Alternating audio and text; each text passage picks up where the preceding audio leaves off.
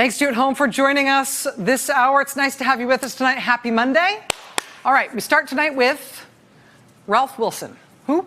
Ralph Wilson grew up in Detroit. If you know the name Ralph Wilson, you do not associate with him with the city of Detroit, because Ralph Wilson is famous for having founded the Buffalo Bills. Legendary players like Jim Kelly and O.J. Simpson and Jack Kemp played for the Buffalo Bills on Ralph Wilson's watch. When Ralph Wilson died in 2014 at the age of 95, he had owned that team for 54 years. That iconic NFL team came up for sale for the first time ever only when Ralph Wilson died in 2014 after owning it for 54 years.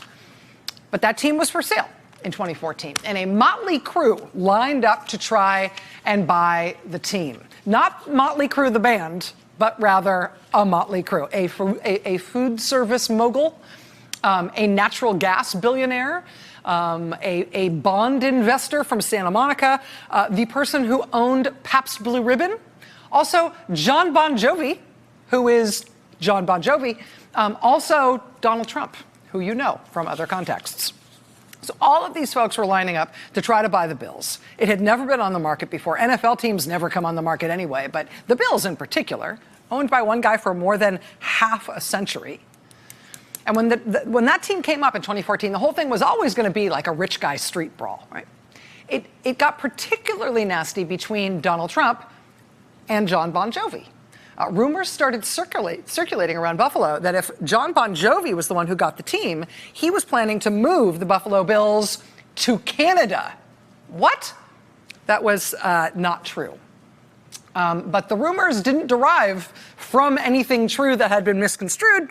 Those rumors were ginned up by a longtime Republican political operative named Michael Caputo, who has ties to Roger Stone and Paul Manafort. That is the guy who Trump sent in to Buffalo to try to kneecap Jon Bon Jovi so he could outmaneuver him and he could buy the Buffalo Bills. In the end, none of that rumor stuff mattered. None of those dirty tricks mattered. Mr. Bon Jovi and Mr. Trump both lost out to the natural gas billionaire, who was the one who ended up buying the Bills and did keep the team in Buffalo. And that might have been the end of it. You know, Trump lost, dirty tricks, didn't work, didn't get there anyway. Story over. Except now that story is back. Did this information provided to us inflate the president's assets? I believe these numbers are inflated. And of course, inflating assets to win a newspaper poll to boost your ego is not a crime, but to your knowledge, did the president ever provide inflated assets to a bank in order to help him obtain a loan? But you may answer that question. These documents and others were provided to Deutsche Bank on one occasion where I was with them in our attempt to obtain money so that we can put a bid on the Buffalo Bills. Thank you for your answers. Michael Cohen testifying before Congress and hearing in that testimony that the future president, Donald Trump, may have lied in a financial statement about the size of his assets to try to get a bank loan to buy the Buffalo Bills. I mean, it's obviously embarrassing, right, for the president, especially because he didn't end up being able to buy the Buffalo Bills. But it also is potentially important legally, right? If he did provide financial statements to a bank for the purposes of trying to defraud the bank, trying to persuade that bank to give him a loan with false representations about his ability to pay it back, I mean, that is the kind of thing that prosecutors call bank fraud. That's part of what Michael Cohen and Trump campaign chair Paul Manafort are going to prison for now. Last week, New York Attorney General Letitia James issued subpoenas to two banks, including the president's longtime personal lender, Deutsche Bank, citing testimony from Michael Cohen about Trump's inflated assets. Those subpoenas sought loan applications, mortgages, lines of credit, and other financing transactions in connection with the Trump International Hotel in D.C., the Trump National Doral outside Miami, and the Trump International Hotel and Tower in Chicago. Also, that weird failed effort to buy the Buffalo Bills with what the president's lawyer says was an inflated asset sheet. Well, tonight, the New York Times has new reporting in this big 4,000-word article they just posted tonight. The New York Times has just posted new reporting that suggests a surprise twist in that already weird story. Because if President Trump was inflating his assets in his financial statements to make himself appear richer than he was, so as to persuade this bank to make him a large loan, I mean, in theory at least, you'd expect the bank to be mad about that. Right? What Cohen is alleging, and what the New York Attorney General appears to be investigating, is Trump lying in order to convince the bank that they should make him a loan that they otherwise wouldn't make him if he told them the truth about how much money and how many assets he actually had. Well, now, this surprise twist tonight, reported in the New York Times, is that apparently Deutsche Bank didn't mind. At least they didn't mind that much. According to this reporting in the Times tonight, Deutsche Bank knew what he was doing in that Buffalo Bills scam, and they were sort of cool with it. Quote, in early 2014, Mr. Trump and his personal lawyer, Michael Cohen, approached Deutsche Bank executive Rosemary Vrablic about more potential loans. The owner of the Buffalo Bills had died, and the NFL franchise was up for sale. Mr. Trump was interested, and he needed to show the NFL that he had the financial wherewithal to pull off a transaction that could top $1 billion. Mr. Trump asked Ms. Vrablic at Deutsche Bank if the bank would be willing to make a loan, and he handed over bare bones financial statements that estimated his net worth at $8.7 billion. Michael Cohen testified to Congress last month that the documents exaggerated Trump's wealth.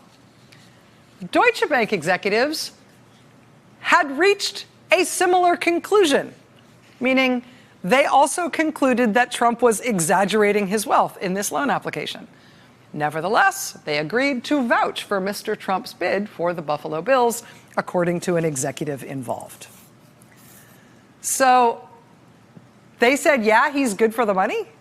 I mean, what's being reported tonight in the Times is that Deutsche Bank knew Trump was lying about whether he could afford $1 billion loan to buy the Buffalo Bills. Or at least they came to the conclusion that he was lying in the financial statements he submitted in support of that loan. He materially misrepresented his wealth and his assets and his ability to repay the loan. But they decided to do it anyway. What? Who else gets to live in that world? Where do I sign up for that? I mean, first of all, what explains that? Is that just the way that banks operate? It would seem like it wouldn't be, or they wouldn't be able to stay banks for too long. There's also the question of the potential criminal investigations here, right? I mean, this Buffalo Bills transaction is reportedly the subject of a subpoena from the New York Attorney General to this bank. The bank says it's cooperating with all relevant investigations. Is bank fraud still bank fraud if the bank is in on it? If they know that the person to whom they're going to give this loan is lying to them about their ability to pay that loan back? If the bank is in on this, then why would they do it? It's very strange. I mean, we really don't know what was going on between Deutsche Bank and Donald Trump in that transaction, but also over the course of their long relationship when every other bank on Wall Street had sworn him off, but Deutsche Bank kept shoveling him money. With Deutsche Bank and Trump, something was weird. Something didn't make sense in pure financial terms. I mean, going along with the loan they know he was lying about is weird. The Times reports tonight that in another loan they considered for Trump early on, they discovered that somebody had forged the signature of a credit officer who'd supposedly approved a deal that was going to be worth hundreds of millions of dollars to Trump. That's a little bit of a red flag. Trump defaulted on his deals with Deutsche Bank. He lied to Deutsche Bank, and they knew it. He sued Deutsche Bank to avoid paying back loans that he had taken from them. He took money from one part of the bank and used it to pay off another part of the bank. At least one banker who did multiple deals with Trump was fired for the bank, apparently for misconduct. But somehow they kept managing to shove more money his way. Well over $2 billion in total. And now that the relationship is under investigation by the Intelligence Committee and the Financial Services Committee and by the New York Attorney General, that executive who Trump worked with most closely at that bank for years, Rosemary Vrablic, she now, according to the Times tonight, says she expects to be called to testify publicly on Capitol Hill about her dealings with Trump, presumably, and with her bank's dealings with Trump. That's according to people familiar with her thinking. So we will have more on this story later on this hour. This one does seem to be sort of cracking open. The Deutsche Bank-Trump relationship has been sort of a flashing red light from the very, very beginning. All of these investigations around Trump and this administration all eventually turn into follow the money investigations. Almost all of the follow the money investigations seem to find their way back to Deutsche Bank one way or the other. Tonight, the New York Times has posted a 4,000+ word opus on Trump's relationship with Deutsche Bank that has a ton of new stuff in it. So again, as I say, we will have more on that coming up. But in general, this isn't the only thing that's been sort of churning over the course of the day. In general, today's turning out to be a busy day on the lie down with dogs, get up with fleas beat when it comes to this administration. And some of the stuff is still spinning out from the Paul Manafort case. Even as the president's campaign chairman, Paul Manafort, is slated to be starting his 7+ years in federal prison, not only is Manafort now facing New York State charges in addition to his federal time, but when it comes to other things that are deriving from the Manafort investigation, the bell is starting to toll for other people and other entities who may have been involved in some of the stuff that Manafort is going to jail for. There was a moment in Manafort's federal sentencing last week when, now looking back at it, you can sort of see that the judge who sentenced him was teeing this up pretty clearly. I didn't feel until today like I knew what exactly the judge was getting at this sort of point where the judge launched into this tirade during his sentencing hearing. But today's news makes it pretty clear. So this was, this one little bit from the transcript. This is when Manafort was in court last week before Judge Amy Berman Jackson. This was Manafort's second federal sentencing last week. And at one point, right before she hands him down his sentence and she's talking to him about his crimes and the seriousness of his crimes, she says this. Judge Amy Berman Jackson, quote, "Lobbying is not illegal. Being paid to do it, even on behalf of clients who others might view as unseemly or odious or even tyrannical, is not illegal. If you follow the laws that govern foreign financial transactions and pay your taxes, it's not illegal. It's okay to say, members of Congress, the government of the Ukraine, President Viktor Yanukovych, would like you to consider the following when you consider how to respond to his actions and when you determine what the foreign policy of the United States should be. But what you were doing, Mr. Manafort, was lying to members of Congress and the American public, saying, look at this nice American PR firm. Look at this nice U.S.-based law firm. Look at this nice group of prominent former European officials. Isn't it great how they've all voluntarily stepped forward to stand up for Yanukovych and the new Ukraine administration? When all along you were hiding that you and the Ukrainians actually had them on the payroll. This deliberate effort to obscure the facts, this disregard for truth, undermines our political discourse and it infects our policymaking. If the people do not have the facts, democracy can't work." So that was the judge in Manafort's case just a few days ago, reaming him out about the seriousness of his crimes and how what he did with this illegal lobbying stuff was not, quote, just a failure to comport with some pesky regulations, but it was actually serious and a damaging thing for our democracy. But now it sort of becomes even more clear in hindsight, because the way she's reaming Manafort out there, you know, what she moments later sends him to prison for, is a type of crime that Manafort didn't commit alone, that does appear to have involved other people and other entities. And the question remains as to whether they're going to get in trouble too, just like Paul Manafort is.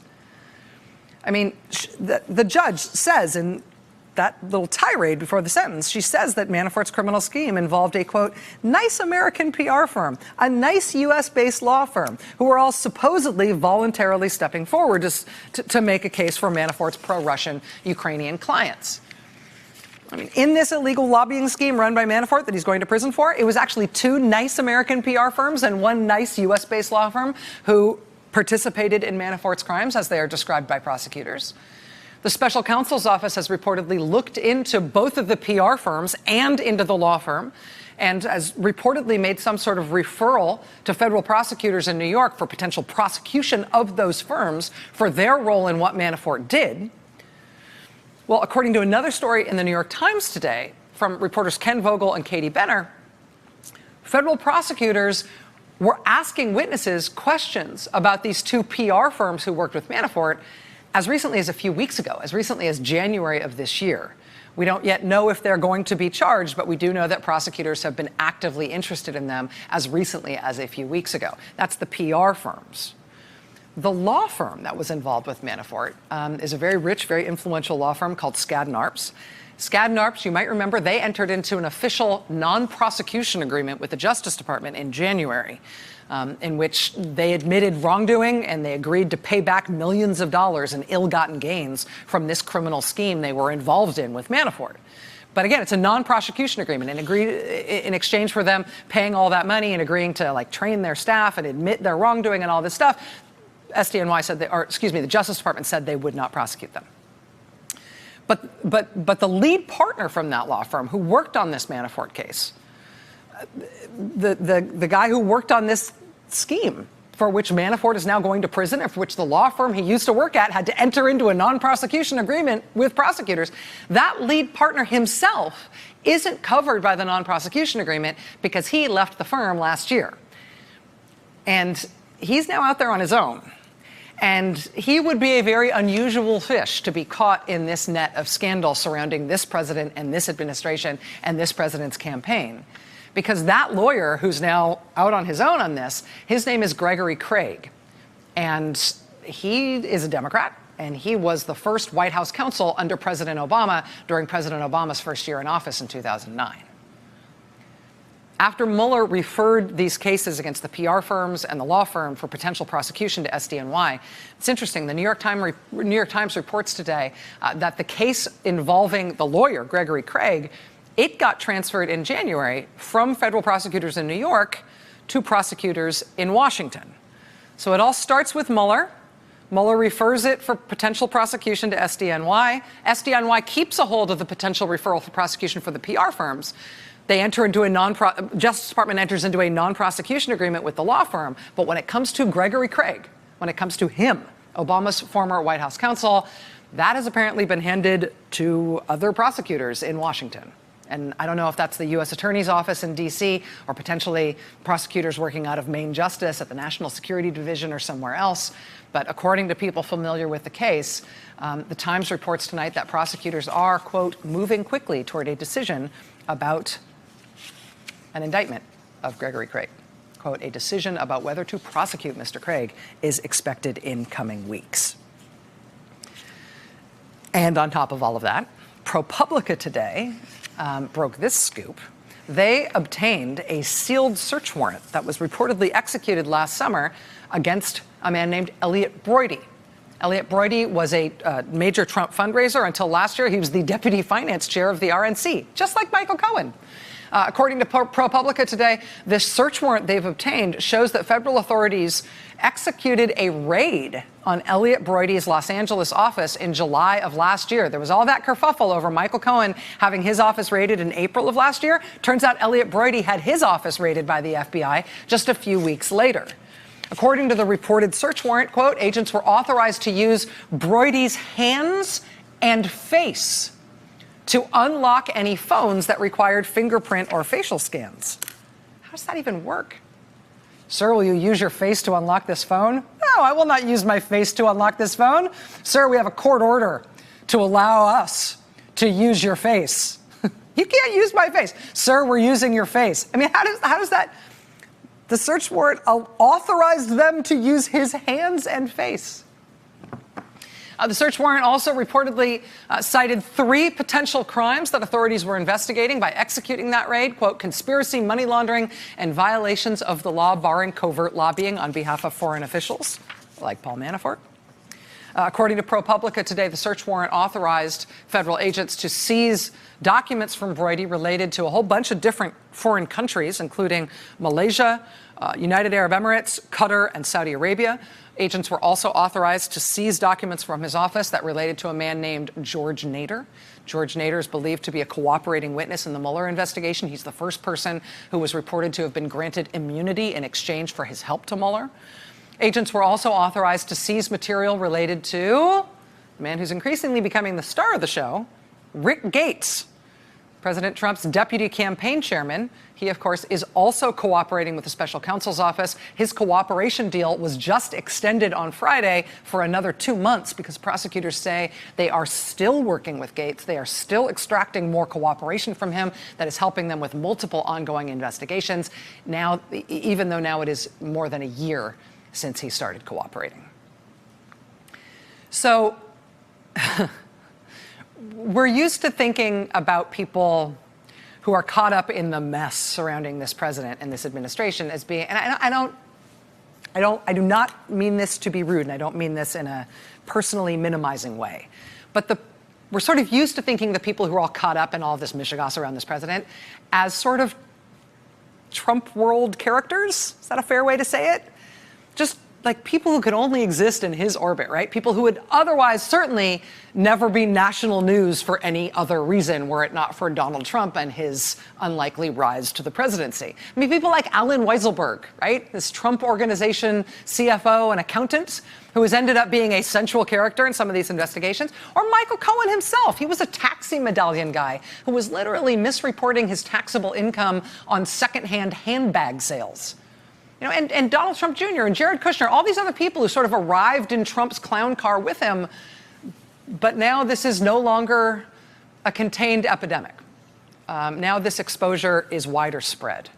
And so now here's Deutsche Bank, this mammoth German-headquartered bank with a reputation for Russian money laundering and financial misconduct and inexplicable miscalculations of risk. Now, Deutsche Bank's most Trump-adjacent executive is expecting to be publicly testifying in Congress. The bank is cooperating with congressional investigations, and they're fielding subpoenas from multiple law enforcement entities. The insurance giant Aon, which brokered multiple insurance policies for Trump, even as his longtime personal lawyer says he was committing insurance fraud in his applications for those policies. They, too, are facing subpoenas. A major law firm has entered into a formal non-prosecution agreement with the Justice Department for its illegal dealings with Trump's campaign chairman. One of its senior partners, a former senior Obama White House official, will know within a couple of weeks whether he himself is being criminally charged for his alleged involvement in that scheme with Manafort. Two major rich and influential PR firms in D.C. are facing that same prospect, having reportedly been referred for prosecution by the special counsel's office to prosecutors in SDNY. One of those firms has already dissolved under the pressure that all this scrutiny has brought. Even the Republican National Committee, right? I mean, the National Republican Party as an institution. I mean, they chose a new finance chair and 2 deputy finance chairs to serve them in the Trump era. All 3 of them have now had to step down from their posts. One of them's on his way to prison. One of them we now know was subpoenaed for information about the other one, who we just learned today was also raided last summer by the FBI.